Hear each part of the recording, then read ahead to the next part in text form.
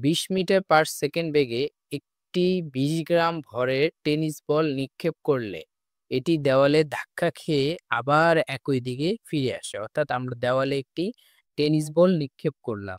তো নিক্ষেপ করার কারণে কি হবে? আবার বলটি ফিরে আসবে। তাহলে এই ক্ষেত্রে ভরবেগের পরিবর্তন কত? আমরা সূত্র লিখব।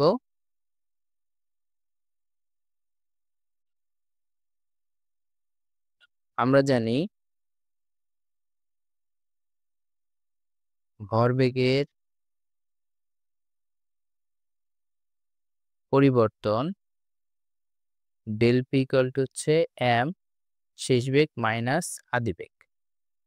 তাহলে এখান থেকে আমরা সাইড নোট লিখি। আমাদের বস্তুটার ভর হচ্ছে 20 গ্রাম। গ্রামকে অবশ্যই আমাদের কেজি, এসআই এককে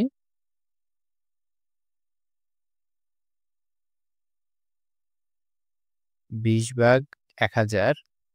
তাহলে পাবো হচ্ছে আমরা 0.02 কেজি। এখানে আমাদের আদিবেগ আদিবেগ আদিবেগকে আমরা মাইনাস ধরি, যে 20 মিটার পার সেকেন্ড বেগে দেওয়ালে নিক্ষেপ করা হলো এবং একই বেগে ফিরে আসবে, কারণ ক্রিয়া প্রতিক্রিয়া সমান। সেক্ষেত্রে শেষ বেগ হবে 20 মিটার পার সেকেন্ড। যেকোনো একটা, এটাকে মাইনাস ধরতে পারি অথবা এটাকেও ধরতে পারি। আমরা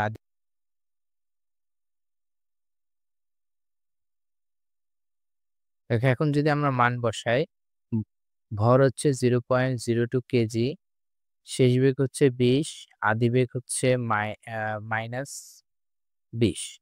তাহলে এখান থেকে আমরা ক্যালকুলেট করলে এখানে 0.02 আর এখানে পাবো হচ্ছে 20 যোগ 20 যোগ হয়ে যাবে 40। তাহলে এটাকে আমরা